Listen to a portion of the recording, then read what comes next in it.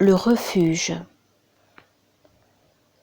En découvrant une réalité aussi effrayante, j'avais pris conscience de mon ignorance et de ma faiblesse. Je me sentais dépouillée, misérable. Il me fallait chercher un refuge. Je le trouvais dans la religion. Le prêtre chargé des cours d'instruction religieuse à l'institution Jeanne d'Arc avait prescrit la pratique du chemin de croix. Je m'identifiais avec une telle ferveur aux douleurs du Christ dans les stations du calvaire qu'il m'arrivait parfois de perdre connaissance.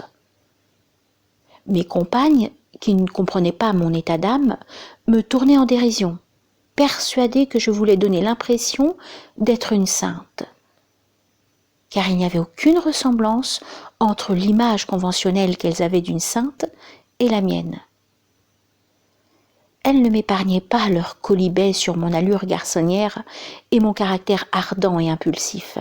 Ces moqueries, loin d'amoindrir ma piété et ma ferveur, me firent au contraire en prendre entièrement conscience, ainsi que de la parfaite sincérité de mon amour et de la profondeur de ma foi.